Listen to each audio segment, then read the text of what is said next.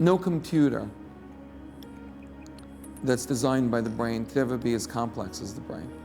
And when you think about how our technology has expanded, that's only a minuscule part of what the brain can do. I think to think that would be to underestimate the power of the brain.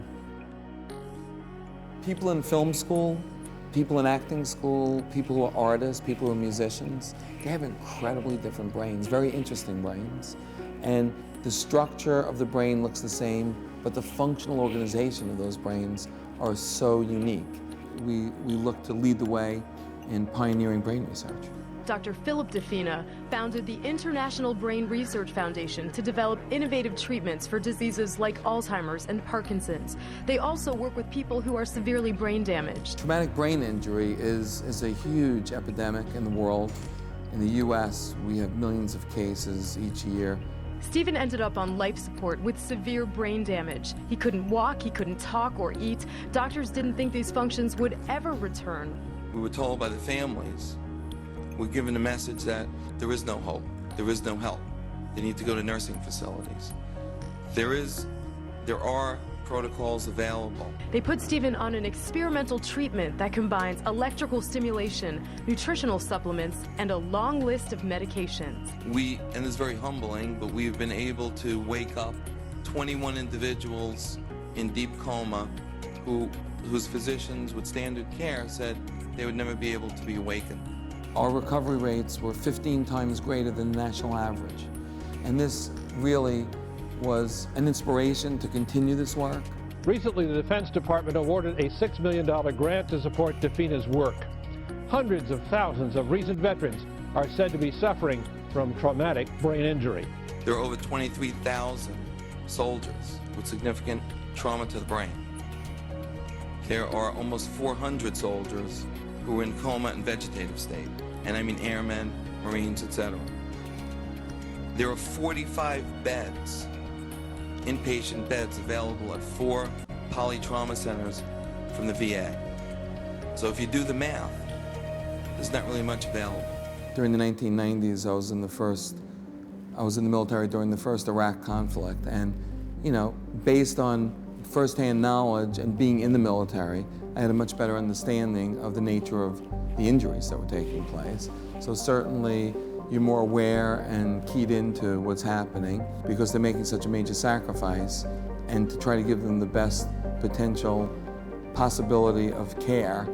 And that's what spurred me to do research that can be translated into advanced care protocols. Through the use of this protocol, we were able to have a much higher recovery than any other type of protocol used prior to this. But I had a very serious automobile accident where a tractor trailer had crashed into my SUV, destroyed it completely, and in the process, crushed over 4 inches of bone in my leg in ways that left my leg dangling.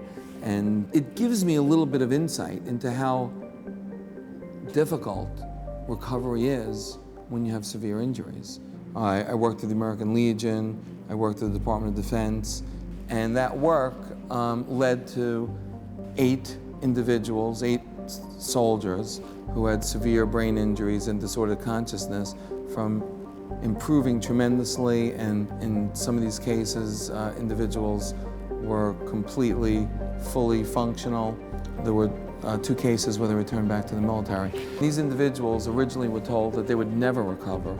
And hopefully, at some point, we'll be able to expand and teach and get these protocols to the capable doctors within the military. If we could find the source of electrical, magnetic, and chemical activity in the brain that's causing the problem, and then we could find the cure in electrical, magnetic, and chemical treatment that matches, then we can connect the sophisticated diagnostic technique with a sophisticated treatment technique, and then we can have a very unique way of understanding the brain. Neuroscience will get to the next level. There's only 4 of these in the world, and there's 2 in the United States.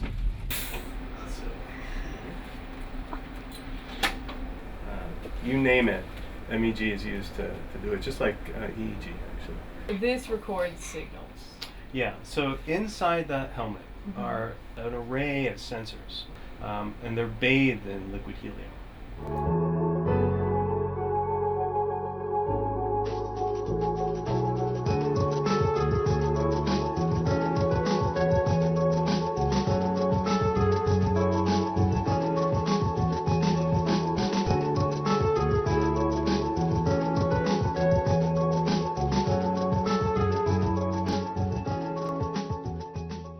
We can come up with maps which can guide treatment, predict recovery, and help to develop new protocols. So these maps are very important to guide the surgeons, and they're used for brain tumors too.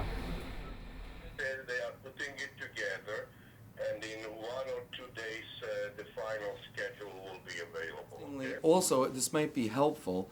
There's a group of about 15 or 20 diplomats that want to get together with me at the UN. Well, I'm very excited to get over there, so I can't wait to hear from you. In the meantime, I'll prepare what I have, and you tell me what else we need to prepare, and then we'll go. This young boy, about 11, 12 years old, had a very bizarre paralysis. It didn't make sense from a neurological perspective. And the paralysis was from his elbow to his hand. It was paralyzed and totally insensitive to any kind of pain. One of the psychologists at NYU Bellevue, under an Amatol interview with some sedative medications being given, the psychologist was actually able to allow him psychologically to move his arm.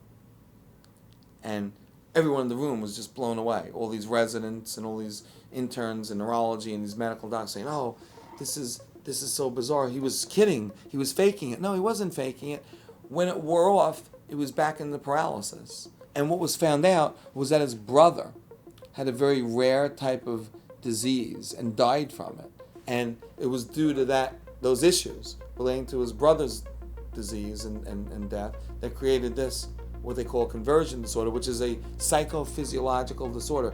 Psychological stress causing a phenomenon, but to differentiate whether it's neurological or psychological is a very complex process. We're just at the beginning of a journey to understand and unlock all of the mysteries of the brain. So this is the last frontier in science and medicine, which is the biggest challenge to everyone. That ability to develop new technology and to understand that brain chemistry, that electrical activity, that magnetic activity in the brain is not really understood. And once we understand neuroscience at a more sophisticated level, we're going to start to unravel the mysteries of the human brain and be able to develop ways to diagnose and treat those severe disorders of the brain.